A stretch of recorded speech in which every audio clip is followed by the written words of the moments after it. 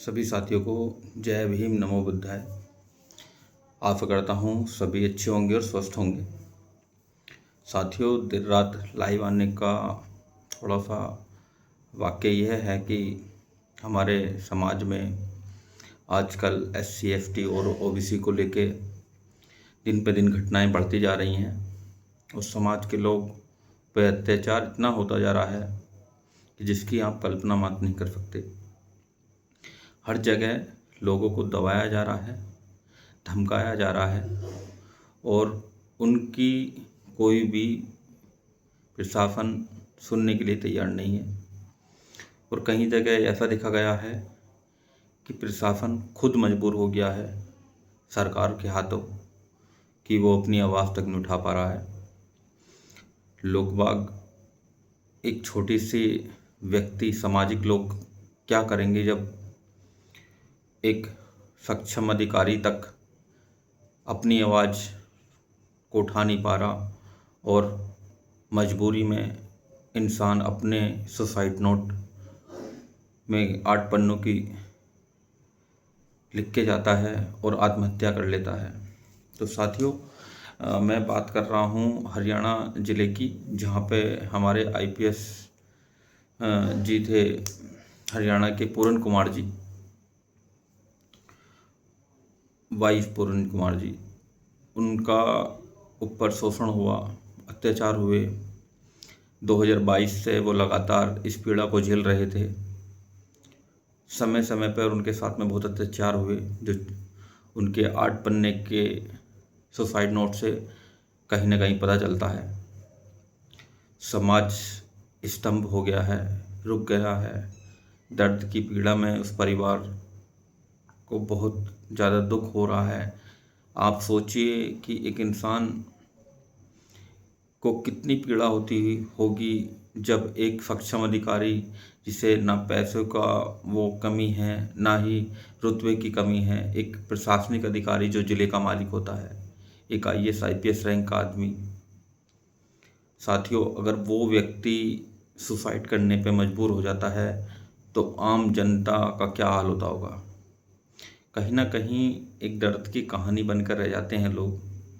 तो साथियों, मैं अपील करना चाहूँगा लोगों से और समाज के उन व्यक्तियों से अपील करना चाहूँगा, मौजूदा सरकार से अपील करना चाहूँगा कि कब तक ये चीज़ें चलती रहेंगी। हमने मणिपुर की हिंसा देखी, हमने बहन बेटियों पर अत्याचार देखा। मौजूदा सरकार इसमें कहीं ना कहीं विफल नज़र आ रही है और जो SC ST OBC वर्ग को दबाया जा रहा है वो कहीं ना कहीं बहुत निंदनीय है और सोचने का विषय है। साथियों, एक IPS IAS रैंक का आदमी जो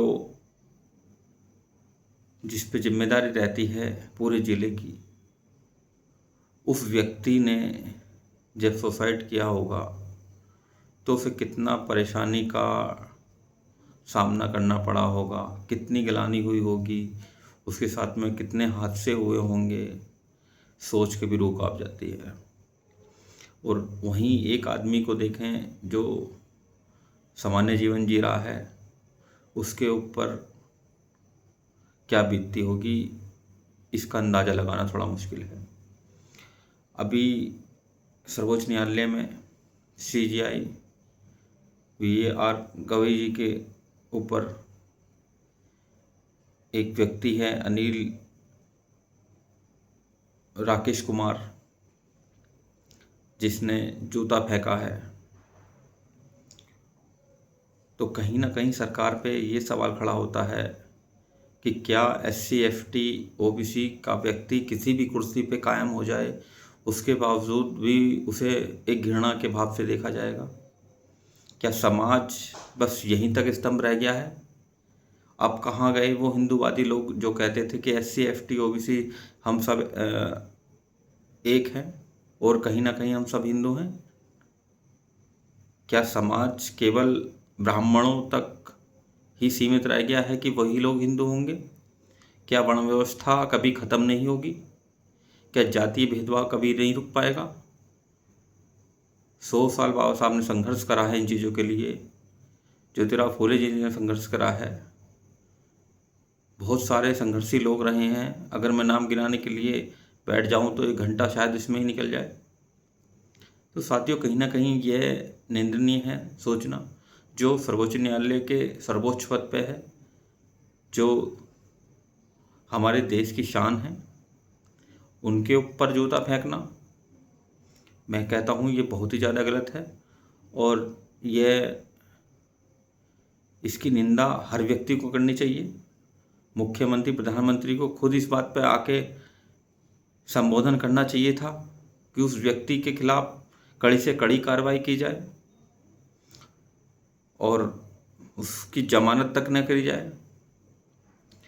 क्या वर्ण व्यवस्था पे ही चलेगा देश? क्या लोगों को बांट दिया गया है सामाजिक आधार पर? मैं कहना चाहता हूँ देश के प्रधानमंत्री महोदय से, राष्ट्रपति महोदय से, कि आप इस मामले को संज्ञान में लेके उचित कार्रवाई की प्रक्रिया को पूरा करें और उस व्यक्ति को जेल के पीछे पहुंचाएं। साथियों, ये न केवल SC ST OBC का मामला है, बल्कि एक सर्वोच्च पद पर बैठे व्यक्ति की मान सम्मान का और देश के मान सम्मान का मामला है। वो हमारे देश को रिप्रेजेंट करते हैं, वो हमारे देश की शान है। फिर भी उनके साथ ऐसी घटना बहुत निंदनीय है और सर्व समाज को इसकी निंदा करनी चाहिए, चाहे वो किसी भी समाज के हों, और इस व्यक्ति को जेल के पीछे पहुंचाना चाहिए। साथियों, ऐसे ही एक बरेली का वाल्मीकि समाज के लोग की हत्या कर दी गई। और ऐसे ही देखते देखते साथियों, एक अनिल मिश्रा जी हैं जो बाबा साहब को अंग्रेजों का गुलाम बताते हैं। साथियों, बाबा साहब के बराबर कोई 1% भी संघर्ष कर ले तो उस इंसान को मैं एहसान जीवन भर नहीं भूलूंगा, समाज नहीं भूलेगा। किंतु व्यक्ति खाली उंगली उठा सकते हैं, समाज को बदनाम कर सकते हैं, संघर्ष नहीं कर सकते। और ये चंद लोगों की वजह से समाज रुकने वाला नहीं है, झुकने वाला नहीं है। और साथियों, मैं आप सभी से निवेदन करना चाहता हूँ और कहना चाहता हूँ SC ST OBC माइनॉरिटी के लोगों से कि कब तक हम झुकते रहेंगे, कब तक ये लोग हम पे अत्याचार करते रहेंगे, कब तक ये अत्याचार करते रहेंगे और हम सहते रहेंगे। आपको प्रशासन के हाथ बांध दिए गए हैं सरकार के द्वारा, लोगों पर कार्रवाई नहीं होती। चंद मिनटों के लिए न्यूज़ चलती है, बंद हो जाती है, हटा दी जाती है, दबा दी जाती है, लोगों के ऊपर कोई कार्रवाई नहीं होती। ये संज्ञान में लेना होगा राष्ट्रपति महोदय को,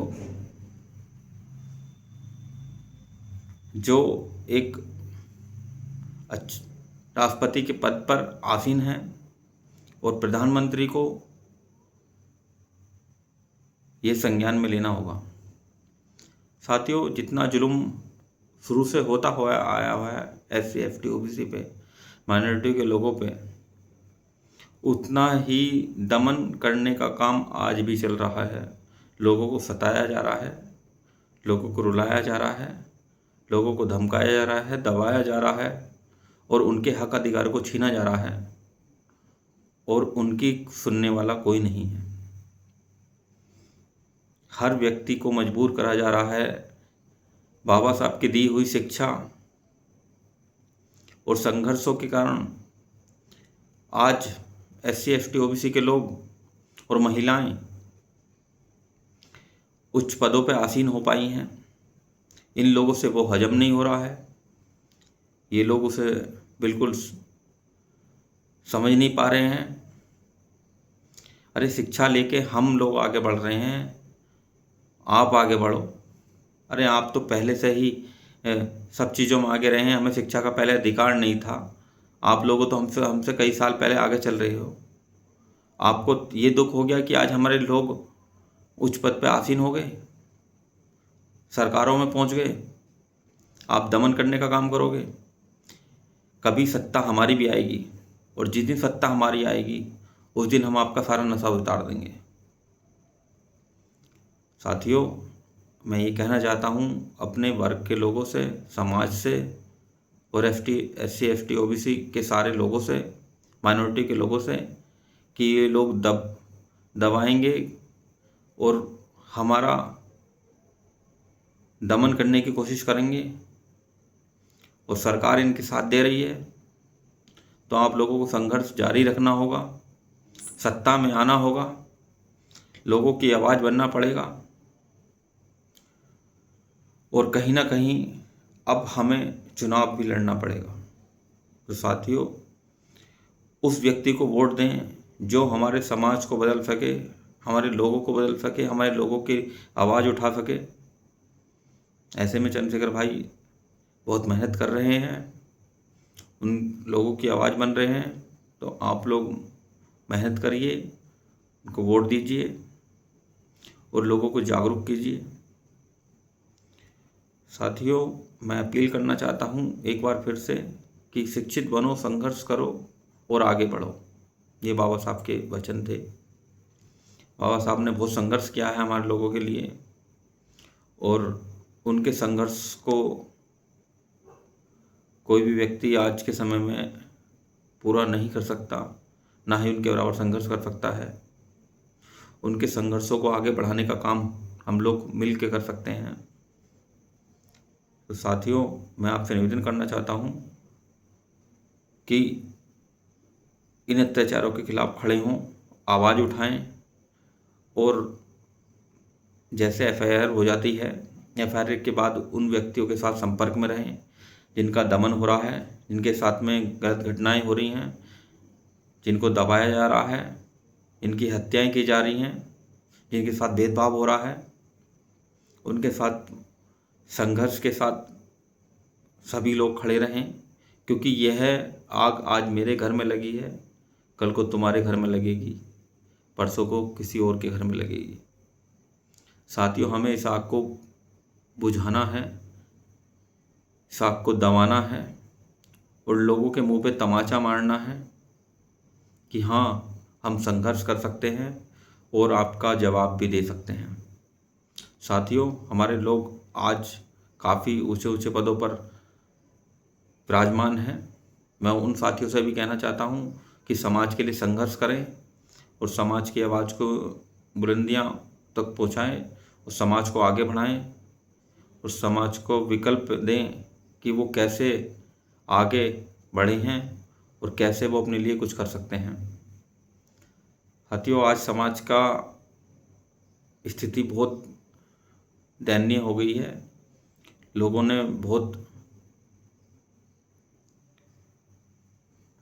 को बहुत परेशान किया हुआ है। आप सब एक होकर चलें, यही निवेदन है मेरा। और वोट का अधिकार बाबा साहब ने हमें दिया है, इसे पहचानें और सही व्यक्ति को वोट करें, चाहे वो बिहार का में चुनाव हो या हमारे देश में किसी भी कोने में चुनाव हो। अपने वोट को पहचानें, अपने हक अधिकार को पहचानें और अपनी लड़ाई लड़ें। जय भीम, नमो बुद्धाय, जय संविधान। आपके साथ हूँ, आप मेरा से बात कर सकते हैं, और कभी भी मदद हो तो मुझे पुकार सकते हैं। जय भीम, नमो बुद्धाय, जय संविधान। जय भीम।